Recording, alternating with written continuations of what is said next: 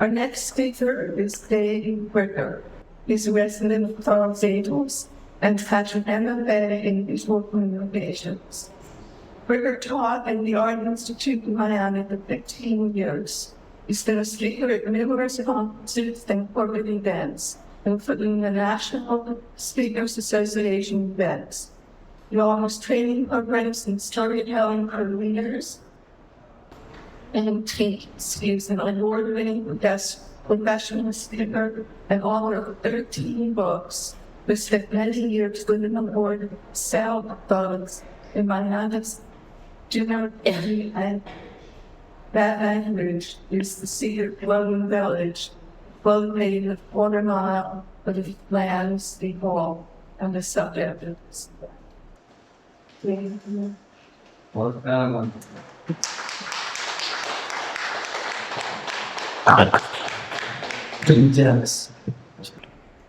Did you ever think that possibly something's going on in your backyard?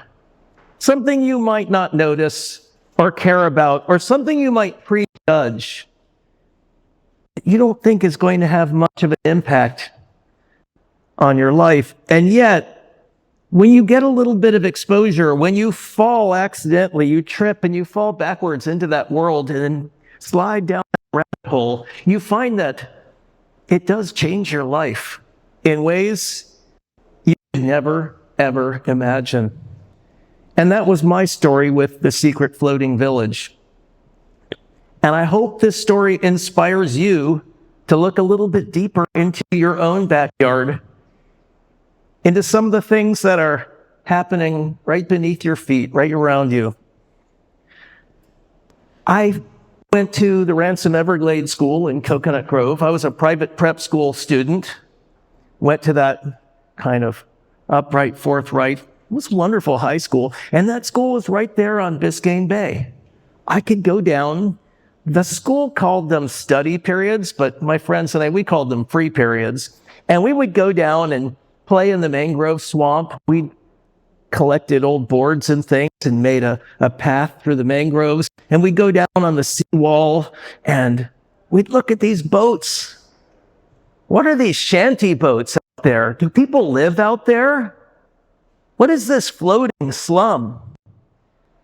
So we, like so many other people, we thought those Anchorage people, they're just derelicts and bums and drug addicts and winos and all of that kind of automatic prejudice, that judgment when we see the other people just kind of naturally flooded in. So I graduated high school. I did my first year at University of Florida in Gainesville, didn't like it very much. And when I came back for that summer, I found a job working on the Christo Surrounded Islands project. For those of you who don't remember that, the artist Christo surrounded, I think it was 13 islands in Biscayne Bay with a 200-foot wide border of pink fabric. And of course, I said, that's the stupidest thing I've ever heard. But if they're going to pay me to sit around in a boat all summer, I can deal with it. Well, through getting involved with it and seeing the flurry of opinions and attitudes and judgments that surrounded it, I got a little schooling about what art is all about. You don't have to like art. If it makes you react, it's art.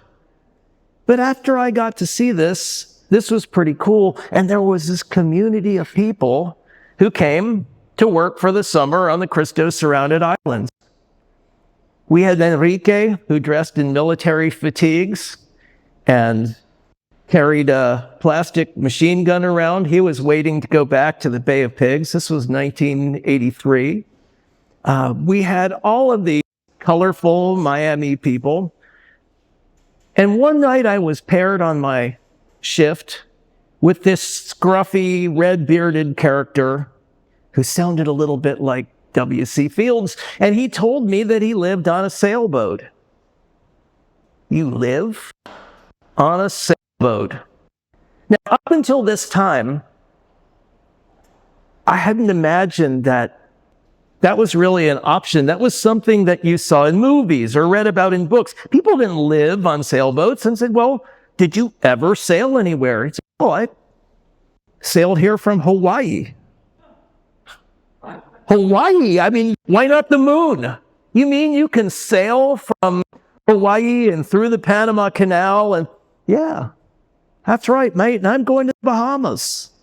Just getting this boat ready and you watch me, I'm gone. Well, my mind was blown.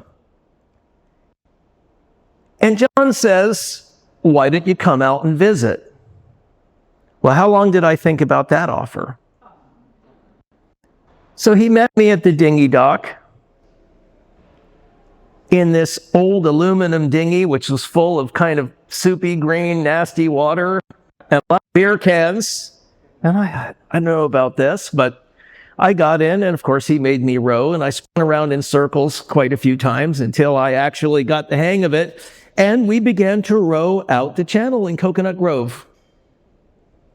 And we got to a certain point, and I said, John, are we rowing all the way out the channel? Yeah, there he is. Are we rowing all the way out the channel? Like out where the derelicts live? And he said, see that channel marker? The world as you know it ends here. And every time I sail past that channel marker, I think about how the world as you know it ends right there. And John took me to his boat. He introduced me to some of the other people living on boats out there. And there was this whole world of people who mostly went on first name basis. Nobody locked their doors. Here we are, half a mile from Miami City Hall, right in the middle of Coconut Grove. Nobody ever locked their doors. A lot of people never even closed them. And it turned out that if there was somebody running around stealing things, they would much rather be caught by the police than by the neighbors, because that was sacred. There was a lot of just respect, and that respect came from the fact that when the wind blew, when the weather changed, everybody had to stick together. There were rich people, there were homeless people who never have called themselves homeless because they had their little shanty boat to live on, and that was their home. People on nice walks, there were on nice yachts, there were nurses who went in, people who went in, and as soon as they hit the shore, they just blended in with everybody. It was a fascinating world. And yes, these boats are small, but I've met people who would say, I feel like going to North Carolina. And they would pull up their anchors, and off into the Gulf Stream they would go, like one of us would go to the store for a carton of milk. Very different mentality about what is possible. So small homes, world's largest backyard. And I was mesmerized. Now, every good story has a wicked witch. One day, I went out to meet John. We started sailing together. He would put me to work cleaning the bottom, scrubbing the barnacles because the boat hadn't been hauled out for years. So I'd go down with the hoe and scrape off all the marine growth and get the coral reef off the bottom, and we'd go sailing. Invite friends out there. It was a lot of fun being introduced to this world. And one day I got to the dinghy dock, and there was a big no trespassing sign. And I knew people from all over the world who had sailed in and say, I've been to communist countries, and they don't say that we can't tie up to the dock. What civilized country says people can't come to shore? But that was the idea. The city of Miami decided that they wanted those people to go away. Happens all the time. Whether it's homeless people, this is not a new problem in the world. But for the first time in my life, I got to be one of those people. So, of course, we all got together on the Music Man. The Music Man was a 74-foot houseboat that had been donated to the Anchorage as a community center. We could fit everybody on the Music Man. The Music Man had a piano on board. It had a trading library for books. It had a big galley with an oven. People would come over and cook, throw parties. There was this big lucite sculpture of a nude woman's torso in the middle that somebody had crafted very, very well. I mean, this was just this amazing, funky place, and everybody got together, and we decided, what are we going to do? So several people in the community were licensed captains. Somebody had an 18-foot boat. A few carpenters got to work. And within 24 hours, there was a floating dock outside for people to tie up their dinghies. And there was regular ferry service on a boat with a licensed captain operating it. Life preservers, flares, first aid kit, everything you need. The city was not happy, but there was nothing we could do about it. There was a little jar that said beer money and whatever. It was 25 cents or 50 cents for a ride in or something like that. And everybody was happy to just, a lot of people didn't have to row. So this was a community of people who really stuck together. After a while, the city gave up on their no trespassing strategy, and we actually negotiated this very odd system where you could get a sticker for your dinghy and pay to use the dinghy dock, and it was a nominal fee, and people were happy to pay that and get access to the showers and all of that. So it's strange how a community of people who were very much off the grid, kind of a folk, some might say a hippie community, got together, communicated, made a strategy, got to work, and we were able to negotiate something with the city. Now, the city has always been the Wicked Witch in the Anchorage story, and it's too bad because Fort Lauderdale has something like a $14 billion a year sailing industry and no place to go sailing except the open ocean. And we have Biscayne Bay and no sailing industry. Something needs to change there, but that's how these things go. So I continued to sail with John Bennett and friends, get out on the bay. The first trip where we actually went anywhere was Soldier Key.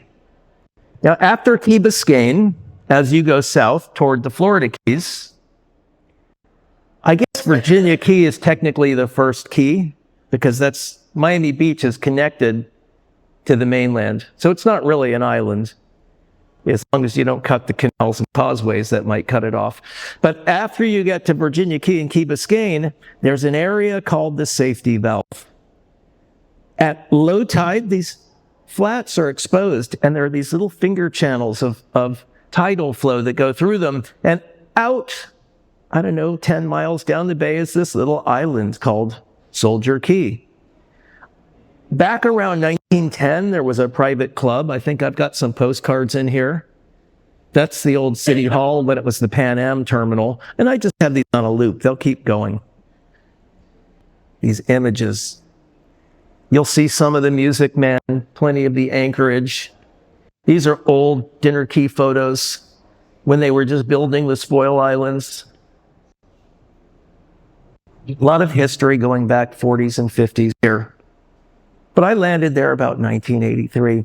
So Soldier Key was also amazing. It was privately owned. The Park Service hadn't taken it over yet. It had a wonderful little driftwood house where Brad and Lynn, the caretakers, lived. There was a separate cookhouse. There was a tree house, and as you'll see in some of these photos, there's this little tree house with the door in it. House, there was a lookout tower, and they just happily lived out there. And they would watch, remember, this is the 80s, they'd watch the big fast cigarette boats come blasting through and run aground on the shoals and get stuck. And in order to get off the shoals, they'd have to lighten their load and take a few square grouper and put them overboard to push the boat. And occasionally, as the tide came up, one of those would get away. So this is unofficial, of course, but I think that they kind of prospered out there on their little island with some of the contraband that would come loose and drift away. It's colorful. Nice people. So we would go out there, anchor off Soldier Key, spend the night, and come back. That's all gone now, but we'll talk about that. And then I met Strider. Strider was the most bohemian person I'd ever met. Strider had a boat. I don't think it had a hull number or a license or a registration or anything like that. He probably salvaged it. And he drove around. He didn't believe in driver's licenses and things like that. He's like, this is my planet. I do what I want to do, and I don't hurt anybody. It's an interesting attitude. It wasn't one that I wanted to emulate. And one day, my girlfriend and I, who had actually moved on board Trimaran John's boat, John Bennett's boat, for a little while, Strider comes up on the dock and he says, how'd you like your tea tonight? Strider, I can't really do it. We've got to work tomorrow. I've got some varnishing work to do because I was making my meager living at that time varnishing boats on the dock. He said, I'll give you guys $20 a piece to come with me. That almost sounded shady. If it was anybody but Strider, I would have. He said, how about 40? Come on, get on the boat. Next thing you know, I'm in the cockpit steering his 30-foot boat. He said, just keep the compass on south. We'll get there. And we're heading down. Now, most people use the standard channel markers and navigational beacons and things like that. Not Strider, because he has to do everything his own way. So we get close, and we entered the safety valve. Shallow water with channels in between. And Strider is up on the bow saying, steering by moonlight. Okay, a little bit starboard. Okay, that's it. A little bit more. Okay, cut left, cut to the port. And I'm terrified. I barely know how to sail. And we're steering this boat through the shoals at night. And lo and behold, just one of those magic people. Everything works out and we arrive. It must have been 2:00 in the morning at Soldier Key. Now, I'm not one who's ever been much into chemical recreation. Strider, on the other hand, and his buddy have been having fun. So once we get anchored, I'm sure that there's not going to be any motion till at least noon the following day. So I'm up in the bow trying to get some sleep. I'm exhausted. And then at right around sunup, I hear the rattling of anchor chains. If we go somewhere. By the time I got up out of bed, we were already off Key Largo. The Strider just said, I felt like going to Key West. If you guys don't want to come back with me, I'll just get you a bus ticket. It was that easy. And we were off, and we stayed the night at Marathon Key and went on down to Key West. Now, Strider didn't have a motor in his boat. Don't believe in them, don't need them, don't want to burn the gas, don't want the fumes. Don't want the heat, don't want the exhaust. And when it came time, we actually had to pull into a dock in Key West, and Strider sailed that boat right into the dock as if it were on rails. Crazy guy, magic person. Not someone I wanted to emulate, but somebody very different from the people I had been exposed to at the Ransom Everglades School. But that was my first time cruising. That was my first time sailing any distance. And I got seasick, and I wasn't entirely comfortable with Strider's recreational habits, but wow, that was an adventure. Well, I decided after 6 months of that, it was time to was tired of living by working on the docks, varnishing boats, and being poor, which I'd never experienced before. It's a good lesson for everybody, as long as you don't do it too long and you do it by choice. So I got a job in a record store, if anybody remembers records, for 6 months, and then I went back to school. And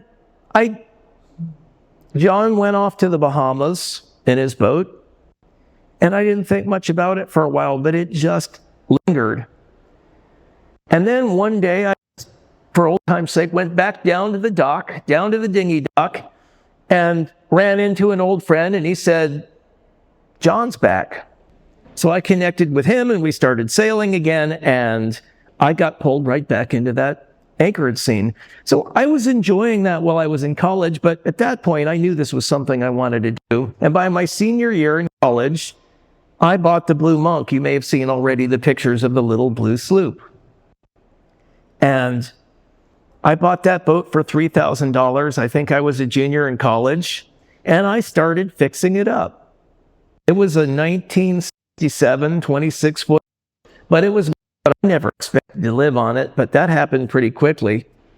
I had a great roommate, but when it was time, do I want to renew a lease or do I want to live on the boat? I'm staying there half the time anyway. Making friends again, so off there I was.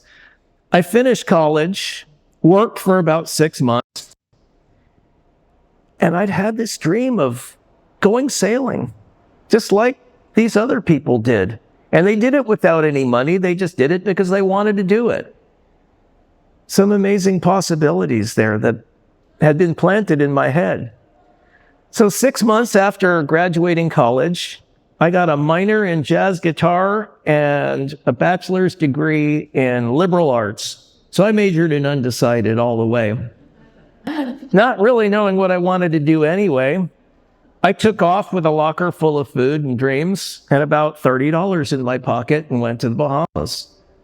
A friend went with me.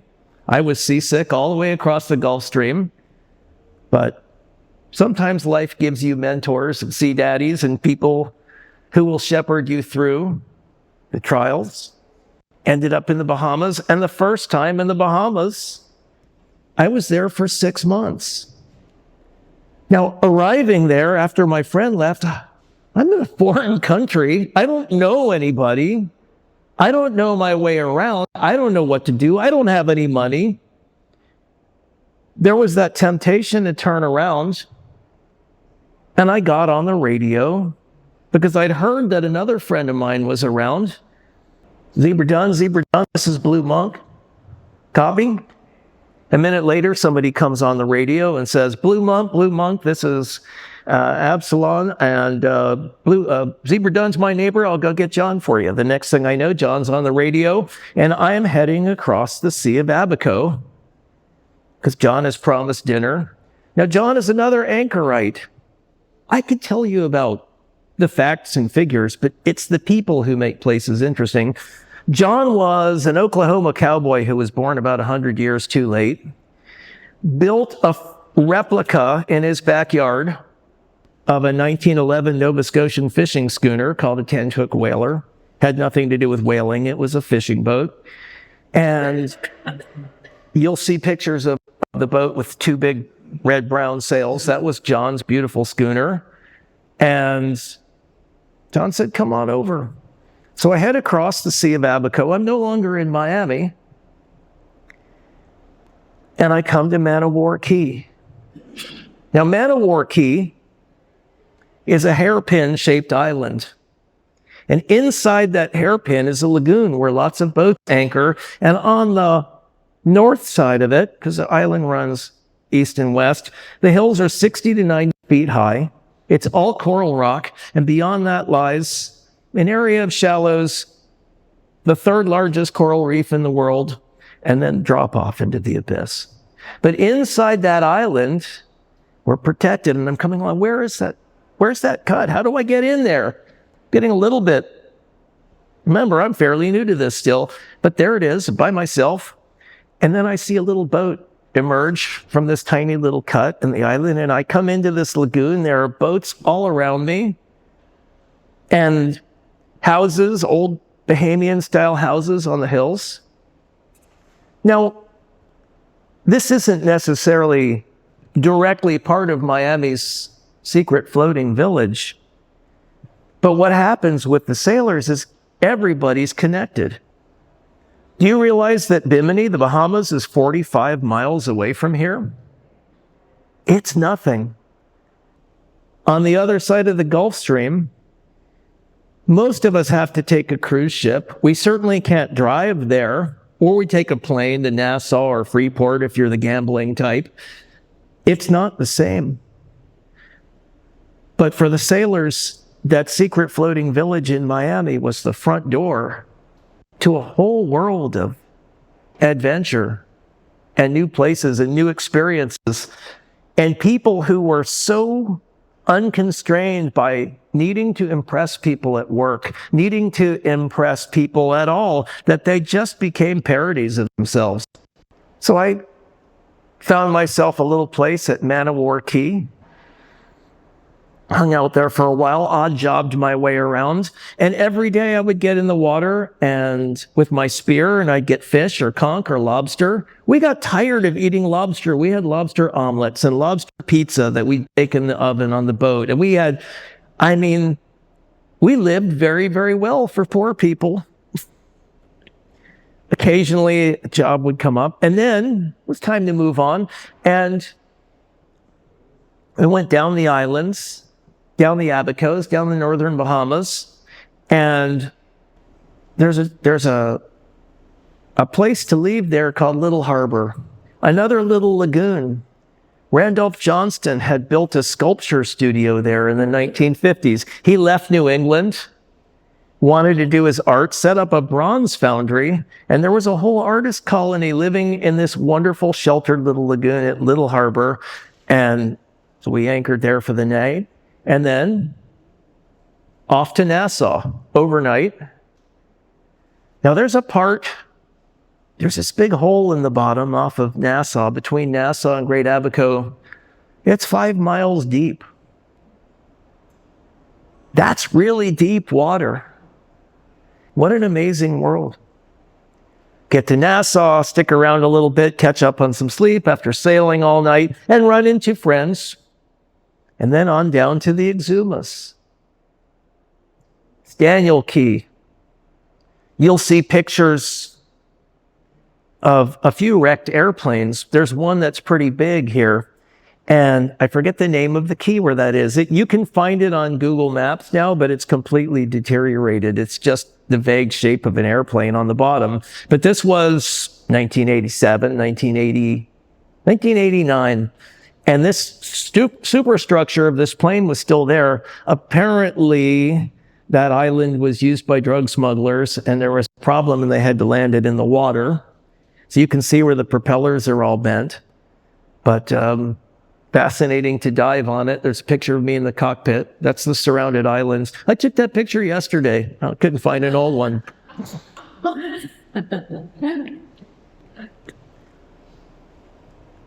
And then on down to Georgetown in the Exumas, and then made my way back because sometimes it's time to come home. Back to Dinner Key. I parked my boat. I anchored it at Dinner Key. Friends kept an eye on it, and I went to Washington, D.C. and worked for 6 months. Now, I don't recommend this. If you are living in the wilderness for 6 months, don't return and get a job in the big city somewhere. It will blow your mind. It was not easy. It was not comfortable. It was not fun. But I had an apartment on Capitol Hill. I was working for a printing company and thought I'd go legit for a while. It was just too big a transition.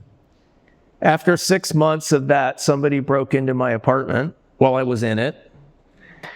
And I thought, I've been better places than this. I sublet my apartment, threw my stuff in my car, and drove back to Miami, and my boat was fine. 6 months sitting in Miami. Not a problem, nothing missing. Where in Miami could you just leave town for 6 months and leave your door wide open and come back and find all your stuff?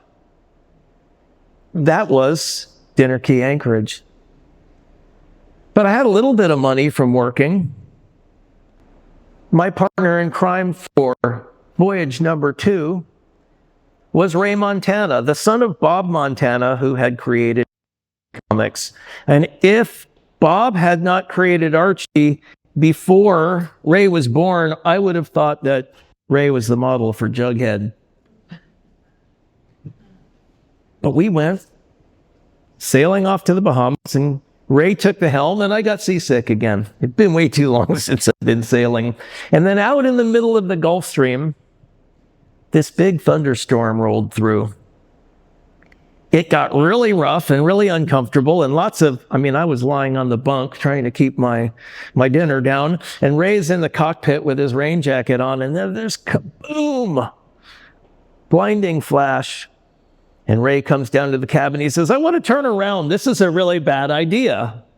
But of course, turning around means going back against the wind. So we kept going. It's natural to get scared on something like that, but there was no reason to assume we were off course. And in the morning, we saw the lights of the radio tower at West End, Grand Bahama. Dodged a reef because we were a little south of where we wanted to be, but we could tell.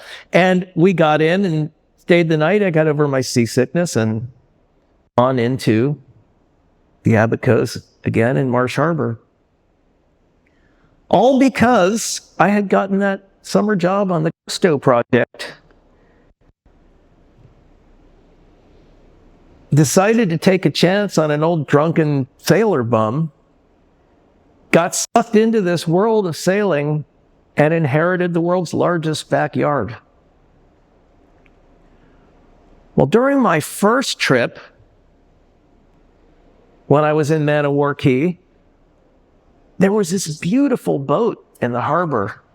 This absolutely gorgeous wooden boat that looked like a piece of furniture. The hull was varnished. This was like something that was built by elves 100 years ago. And I asked about it, but it was all covered up. Nobody was there. And when I came back to the Abacos, somebody was on the boat. It was Gerhard. Gerhard went into the jungle. He cut down the trees. He bent the ribs. He built the boat. He did the whole thing himself in 2 years. You gotta give the Germans some credit, right? Live to work and work to live. Fanatic. This was a sailing cuckoo clock. So shortly after I arrived, I got to help him sail that boat back because he was going back to the States to work. And 8 months later, he came back to the Abacos sailing in the boat, having made a few dollars. Oh, David, I was hoping to find you. I am leaving in a week or two. I'm going to Europe. Will you come with me? I thought about that for about half a second. And I thought, I'm single, I'm unemployed, and here's a chance to sail the world's most beautiful boat across the Atlantic. So I went back, got a few supplies, flew back, he paid for that, came back with an autopilot that we were very grateful for. And it was me and Gerhard and his daughter, and we headed off in July across the Atlantic Ocean. And the first leg of that trip, went in sight of Bermuda, but decided not to stop. We just kept going. It was 26 days of nonstop sailing. Now, I got seasick, because that's what I do in the big waves. Not so much as I've gotten older. And I had this British Admiralty chart of the Azores. This bunch of volcanic islands, about 1,000 miles from Gibraltar. Looking at the chart, you would have thought these were mountains on the moon. And when we got there, well, the first thing was you could smell cows in the grass. We hadn't smelled anything for a month. You could smell the cows in the grass, and we pulled into this place, and it was lush and beautiful. And along the coast were these little Mediterranean-style villages with red tile roofs. And we pulled into the marina. It was cheap. Everybody there had sailed at least 1,000 miles to get there. You'll see pictures of a marina where there's all these paintings on the dock. Everybody who sails to the Azores gets that opportunity to paint their boat name or whatever on the dock. And I did the whale's tooth that comes up in the rotation. The only painting I've ever made. I flew back there with my family. My daughter had her first birthday there 17 years later, and repainted that. So it became the first and second painting I've ever done in my life. But got to the Azores. So what happens this is going on in my backyard. I could have missed this. I could have looked out on the bay and said, this is a bunch of derelicts. I could have missed this whole thing.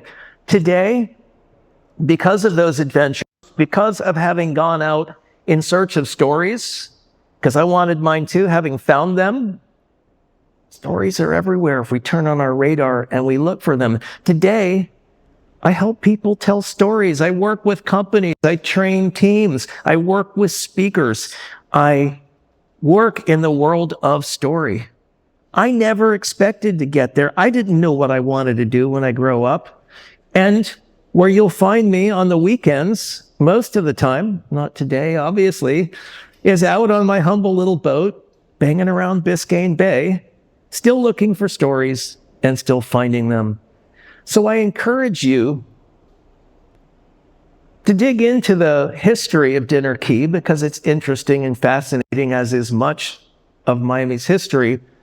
But look around you for your own secret floating village. It might be there in your backyard. It might be there in the next town.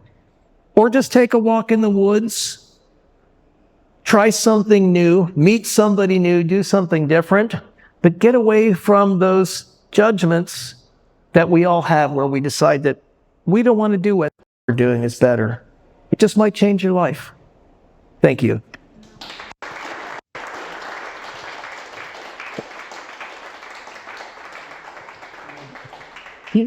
Questions? I'm happy to answer any and all questions, provided they're not too tough. Yes. Okay, so after going to Venice and Everglades, what did your parents think of this? Well, my father was a doctor, my mother was a lawyer, and I was a disappointment. But I was fine. Honestly, I think it was rough on them. Getting a phone call, my mother's getting a phone call after 26 days. She was very relieved, to say the least. But I mean, what that's part of growing up is like, yeah, we want to please our parents, but we want to be ourselves, right? So it was just too bad for them. I'm sorry about what I put them through, but I have no regrets. And my mom's no longer around, but I don't think my dad has any regrets about what I've done and who I've become. So we have to let our kids go. Yes? And what made you transition from a somewhat bohemian existence to getting back into yes. to being normal? Well, We won't say that. I'd picked up in college, I bought a Macintosh Plus, the very first one. It had 1 megabyte of RAM and no hard drive. And I was fascinated by what you could do with that little black and white screen. So I kind of had this little parallel track going on in the background while I was in college, teaching myself graphic design, and fell into that. And there were just opportunities there. And after I got back I worked for an ad agency for a while, worked for an ad agency in Gibraltar under the table. So it all kind of came together. But that gave me a way to start writing and communicating about the experiences I'd had. So I guess I feel like I'm still the same person, and I still go out sailing on weekends, but this is just a different time in my life. What are the costs of living at Dinner Key?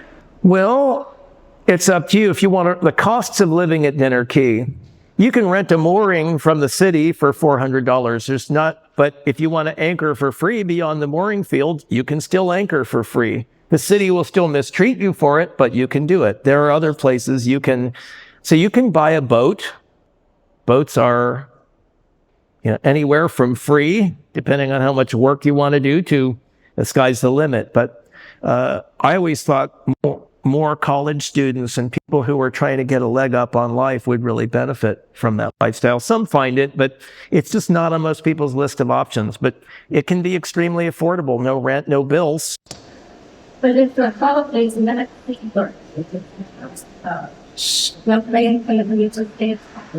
No, you pay real estate tax on property ashore. You don't pay taxes on a houseboat. And that's a big deal, right? I mean, so what happens? People get old, they stop working, they can't pay their taxes, and they get their houses taken away. They own. So there are some problems with property taxes that need to be addressed, but that's probably beyond the scope of this.